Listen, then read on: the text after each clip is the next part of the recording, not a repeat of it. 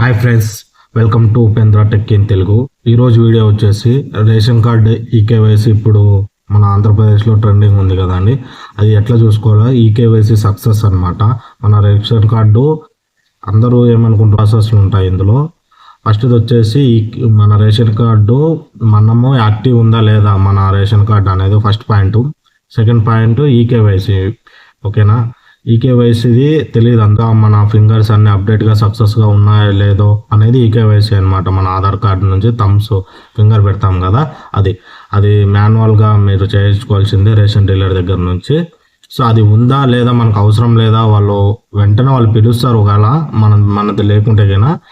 So మనది లేదా ఉందా లేదా, మనకి ఏమన్నా డౌట్ ఉందా లేదా అంటే అది మనం చెక్ చేసుకోవచ్చు. అది మన మొబైల్లోనే సింపుల్గా చేసుకోవచ్చు, ఆన్లైన్లో చేసుకోవచ్చు. అది ఎలానో ఈ వీడియోలో మీకు కంప్లీట్గా నేను చూపిస్తాను. వీడియో పూర్తిగా చూసి మీరు ట్రై చేయండి. ఏదైనా కానీ మీరు పూర్తిగా చూసిన వెంటనే ట్రై చేయండి. ఓకేనా, నేను మళ్ళీ ప్రతి వీడియోలో కూడా నేను ఇది ఎందుకు చెప్తానంటే కంప్లీట్గా చూడరు కొంతమంది. మన ఛానల్లో కింద డిస్క్రిప్షన్లో అయినా కానీ కామెంట్ బాక్స్లో కానీ డైరెక్ట్ లింక్ పెడతాను. లింక్ ప్రెస్ చేస్తూ కూడా ప్రాసెస్ ఫస్ట్ వీడియో చూసి కింద లింక్ చూసి ఆ ప్రాసెస్కి వెళ్ళి ట్రై చేయండి. మరి ఇంకెందుకు ఆలస్యం, లెట్స్ స్టార్ట్ అవర్ వీడియో పూర్తిగా చూడండి. నేను ముందు కూడా చెప్పాను, ఇప్పుడు కూడా చెప్తున్నాను. ఓకేనా, మనం ఏం చేయాల్సిన అవసరం లేదు ఫ్రెండ్స్. రేషన్ కార్డ్ నంబర్ అంటాం కదా, ఐడి రేషన్ కార్డ్ నంబర్ పెట్టుకోండి మన దగ్గర. ఓకేనా, మీ మొబైల్ ఫోన్ తీసుకోండి, ఏదైనా కానీ మొబైల్ ఫోన్ తీసుకొని మీ గూగుల్ కానీ క్రోమ్ కానీ ఏదో ఒకటి ఓపెన్ చేసి సింపుల్గా లింక్ ద్వారా మీరు రావచ్చు. లేదంటే సింపుల్గా మీరు ఇక్కడ ఈపీడిఎస్ అని టైప్ చేయండి. టైప్ చేయగానే మీకు ఇక్కడ ఈపీడిఎస్ gov.in రేషన్ కార్డ్ అని వస్తుంది కదా, దాని మీద క్లిక్ చేయండి. క్లిక్ చేయగానే మీకు ఫస్ట్ ఒక పేజీ వస్తుంది. ఫస్ట్ ఆ పేజీని క్లిక్ చేయండి. క్లిక్ చేయగానే ఇలా ఒకటి వెబ్సైట్ ఓపెన్ అయింది. ఈ వెబ్సైట్ ఓపెన్ అయిన తర్వాత మీరు ఏం లేదు ఫ్రెండ్స్, ఇక్కడ చూసుకోవచ్చు. మీరు ఇక్కడ 3 డాట్స్ పైన కనిపిస్తున్నాయి కదా, ఆ 3 డాట్ మీద క్లిక్ చేయండి. క్లిక్ చేయగానే ఇక్కడ mobile app, home, dashboard, apply for అవన్నీ చూపిస్తుంది కదా. డాష్ బోర్డ్ అని ఉంది కదా, ఫస్ట్ డాష్ బోర్డ్ కాకుండా సెకండ్ ఫ్రెండ్స్, సెకండ్ది దాని మీద క్లిక్ చేయండి. క్లిక్ చేయగానే మీకు ఇంకో పేజీకి రీడైరెక్ట్ అనమాట. ఇక్కడ అన్నీ చూపిస్తుంది మీకు ఏంటి అనేది. ఫస్ట్ డాష్ వదిలేసేయండి. ఫస్ట్ ఒక బాక్స్ ఉంది కదా, ఈ బాక్స్ మొత్తం మనకు అవసరం లేదు. సెకండ్ బాక్స్లో ఇక్కడ చూపిస్తుంది మీరు ఈ రేషన్ కార్డు యాక్టివ్ ఉందా లేదా అనేది వస్తుంది.